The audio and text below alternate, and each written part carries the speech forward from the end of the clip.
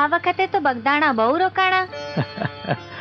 હું કરું, આ માયલાને બગદાણા વગર હોરવતું નથી. મન તો થાય છે કે બહુ આખો બગદાણા પડ્યો રહું. જ્યારે જ્યારે બગદાણા જાઉં છું ને ત્યારે એમ થાય છે કે આખા ભાવના દુઃખ ભાંગી જાય. ઈ તો બજરંગદાસ બાપાની મહેરબાની કહેવાય. હા કહું છું, ગઈકાલે ઓલા વનેચંદ શેઠ આવેલા એના ઉઘરાણીના પૈસા લેવા, અને કહી ગયા છે કે છેલ્લું કી વાર કહી દઉં છું, મારી મૂડી ભલે રહી પણ વ્યાજ ઘણા વખતથી નથી દીધું, ઈ જલ્દી ચૂકવી દેજો. અરે એ શેઠની એક રાતી પાય મારે નથી રાખવી, પણ હું કરું? બે વર્ષ થઈ ગયા દુકાળ પડ્યાને, કઈ ઉપજ નથી થઈ. તમે ચિંતા કરો માં, થઈ રહે. દઈ દેહે સમરથ શેઠ બાપા બજરંગદાસ. અરે ચિંતા હું કામ કરું? મારી ચિંતા કરવા વાળો તો બેઠો છે બાપો બજરંગદાસ. પેલા ચા હારી બનાવી છે ને? હા હો બાપા, તમને ભાવતી. હા. માલા મહેમાન ક્યાંથી આવ્યા છે? અમે ભરૂચથી આવ્યા છીએ બાપા. મેં માનતા માની હતી કે જો અમને અમેરિકા જવાના વિઝા મળી જાય તો સૌ પ્રથમ આપના દર્શન આવશું. અરે ભાઈ, દર્શન તો મારા રામના થાય.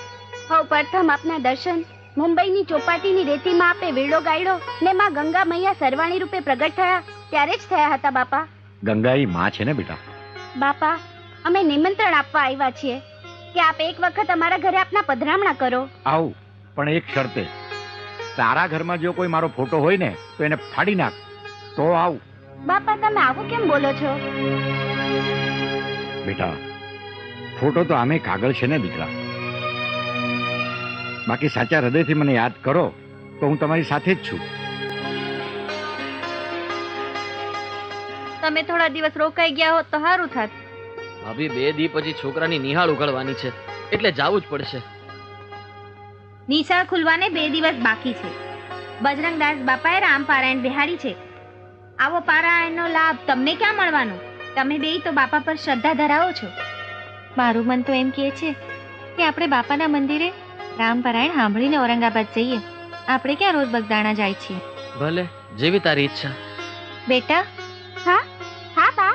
તારે બગદાણા આવવું છે? ના બા, મારે નથી આવવું. મારે અહીંયા જ રહેવું છે. હું અહીંયા જ રમીશ. સીતારામ. સીતારામ. સીતારામ. સીતારામ. સીતારામ બેટા. સીતારામ. હેલો મિત્રો, સ્વાગત છે ફરી એક નવા વિડીયોમાં. જય માતાજી સૌ મિત્રોને, જય બાપા સીતારામ. તો આજે આપણે બગદાણા જવાના છીએ કે આજે આવેલું 70 કિલોમીટર જેટલું થાય એમ હતું બગદાણા. તો આપણે આજે બજરંગદાસ બાપાના દર્શન કરવાના છીએ અને તમને પણ હું દર્શન કરાવવાનો છું. તો બગદાણા પહોંચવામાં બસ 3 જ કિલોમીટર જેટલું દૂર છે હવે, અને આમાં આપણે થોડી જ વારમાં આપણે હમણાં બગદાણા પહોંચી જવાના છીએ. તો વિડીયોમાં કન્ટિન્યુ બન્યા રહીજો. ખાસ મારી ચેનલમાં પહેલી વાર આવ્યા હોય તો મહેશ પાલિયા બ્લોગ ચેનલને સબસ્ક્રાઈબ કરી દેજો, અને વિડીયો પસંદ હોય તો લાઈક કરી દેજો, અને એવા જ તમને ઇન્ફોર્મેશન આપણી ચેનલમાં વિડીયો મળતા રહેશે. તો ચાલો આપણે હવે બગદાણા જવા નીકળીએ. તો હવે આપણે બગદાણા પહોંચવા થોડુંક જ બાકી છે. આપણે 2 કિલોમીટર જેટલું દૂર છે બગદાણા. થોડી વારમાં આપણે બગદાણા પહોંચી જવાશું.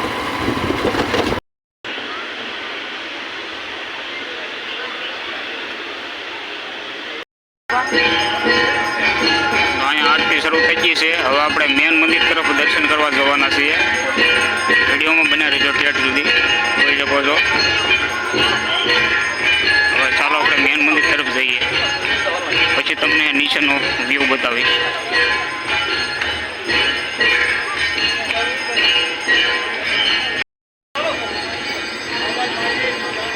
ચાલો આપણે અંદર દર્શન કરવા પહોંચી ગયા છીએ. જોઈ શકો છો મંદિરનો વ્યૂ.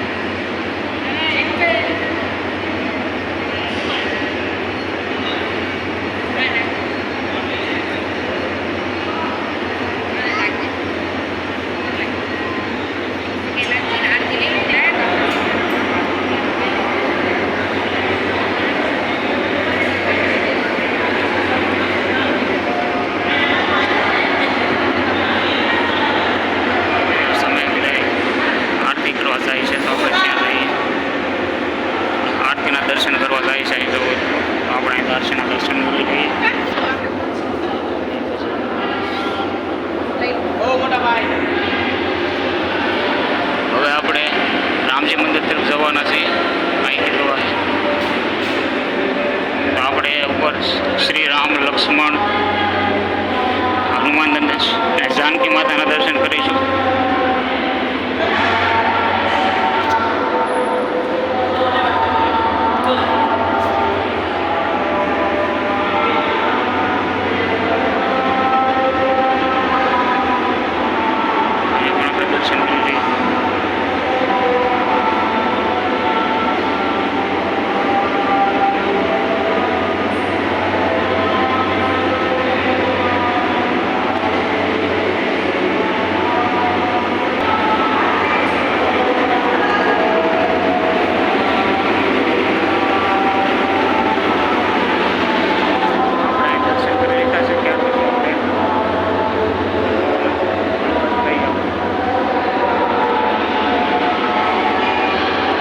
નીચેનો નજારો જોઈ શકો છો.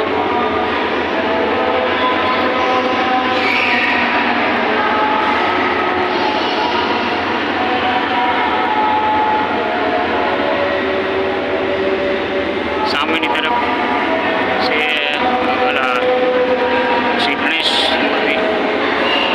ત્યાર પછી આપણે અહીંથી બહાર નીકળવાના છીએ.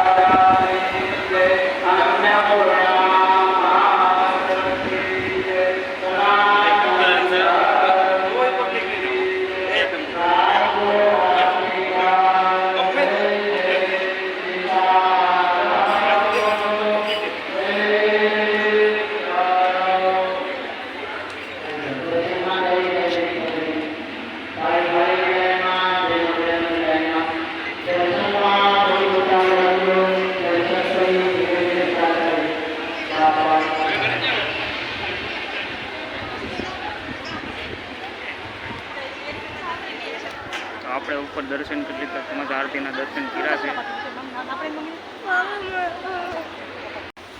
તો મિત્રો આશા કરું છું તમને આજનો વિડીયો પસંદ આવ્યો છે કે દર્શન કર્યા તેમજ આરતીમાં તમને બતાવ્યા દર્શન કરાવ્યા. તો આજનો વિડીયો તમને કેવો લાગે જરૂર કમેન્ટમાં બતાવજો અને કમેન્ટમાં જય બજરંગ બાપા લખવાનું ભૂલતા નહીં. અને વિડીયો પસંદ આવ્યો તો લાઈક કરી દેજો અને આપણી ચેનલમાં મહેશ પાલિયા કરીને પહેલી વાર આવ્યો હોય તો એક ચેનલને સબસ્ક્રાઈબ કરતા જજો. પાછા ફરી પાછા આપણે નેક્સ્ટ વિડીયોમાં મળશું. બાય.